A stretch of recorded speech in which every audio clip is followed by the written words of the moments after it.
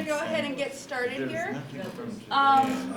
We are here for the services we provide for non-affiliates. If you want to go ahead and log into your computer and log into the LibGuide, the website is on the boards and also at the top of the agenda, but I'm going to make the agenda go away in just a second. Okay, so access services for non-affiliates. And generally, here at UNM, we provide full access to everything that we have for actively employed faculty and staff and enrolled students. It is possible to have an active working net ID and not actually have library privileges. Sometimes that's a mistake, as in the computer people haven't turned off their net ID yet. Sometimes you just haven't been granted library privileges, but you need a net ID to do your work or associations here at the university. In order for us to verify that for sure, we need to go into Pisces. A lot of us at frontline staff level have access to go into Pisces and to see what somebody is actually coded for. And Pisces is what is definitely correct for that day as of 4 a.m. Interlibrary loan, whether or not they decide to assign privileges, has its own set of criteria.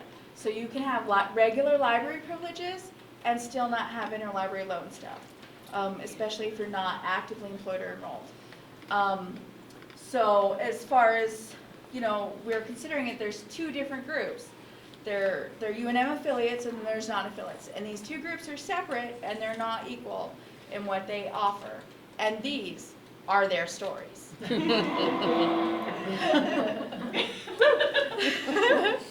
So this is our basic agenda of what we're doing now. We're going to go over a little bit on electronic materials and then computer access in the library, and then more about borrowing our materials, that's physical items that we own, and then a general assessment survey. And I have Michelle here. She's one of our student supervisors here at Zimmerman. She does a lot of the community borrowers cards and computer passes. And so she's going to help when we're doing our activities, in case any of us get stuck. First of all, for accessing electronic materials, if they've got a net ID, they're going to be able to get to 90% of what we've got. So that's not going to be a problem. If they don't, their options are to come into the library or onto campus. They'll be able to access our computers with a visitor computer pass.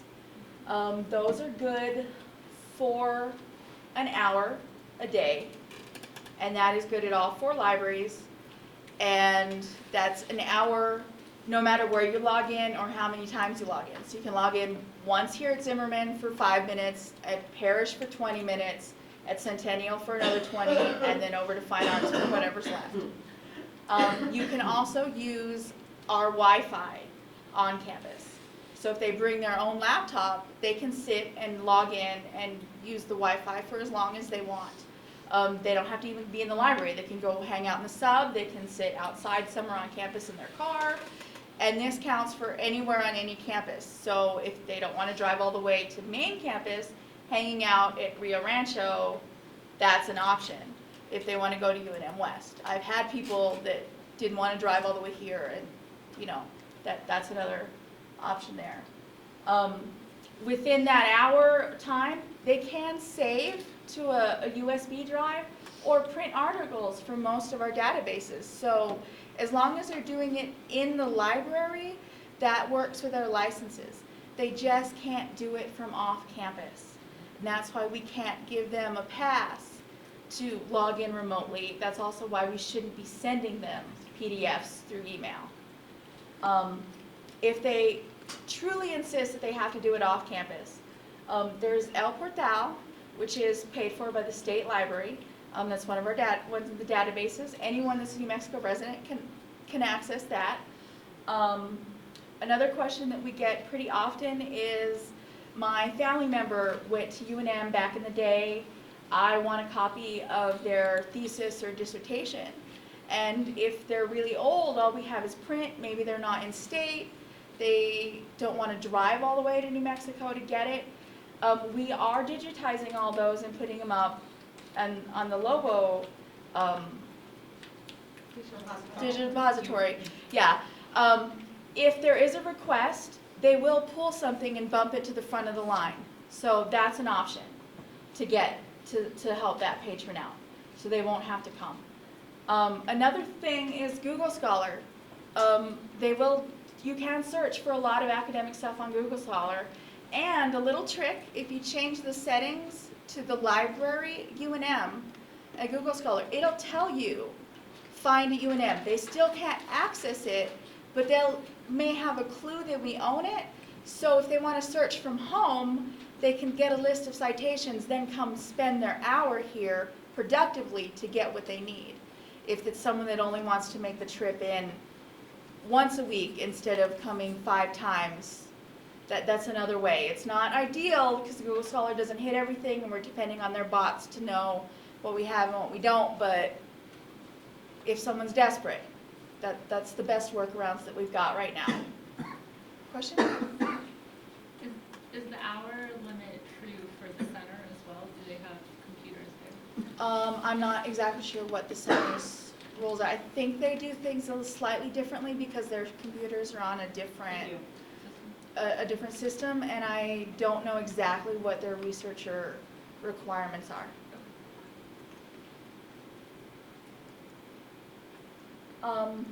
In Pharos, we can make computer passes, and like I said, they're valid for an hour a day, and they're only good at the visitor computers. So those are the 4 here at Zimmerman by the front door, and there are 2 at each of the branches. And I know Centennials are kind of near the front doors. At Parish are closer to the desk, and I'm not exactly sure where the fine arts ones are because I haven't been in the building for a while. But they're there. And like I said, you can log in multiple times at different branches. Another service that we have that is not really highly advertised, but we do have it, it was a bit of a pilot program, not a lot of people have taken advantage of it, is a NIMCAL Passport Plus.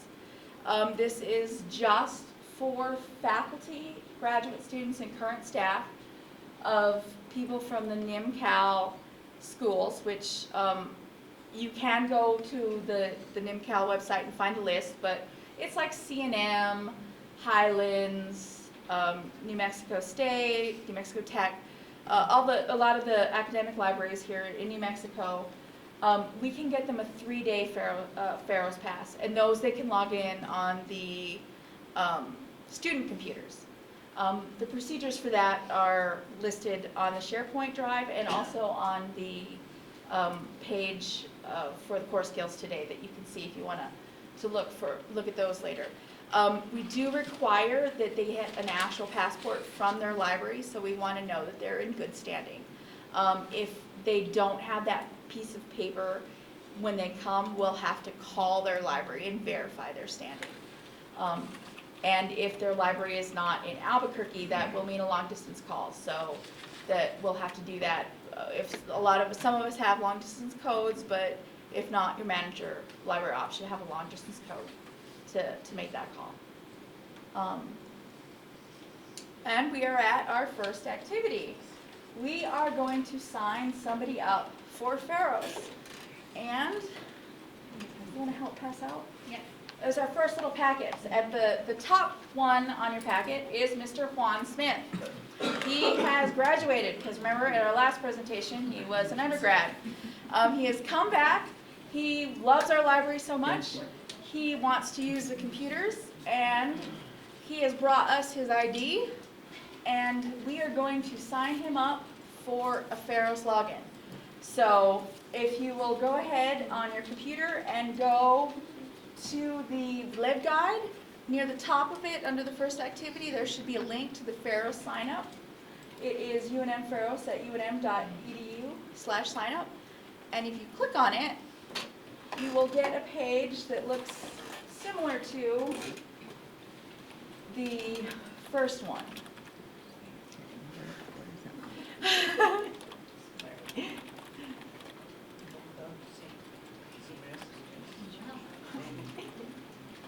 looking for safety.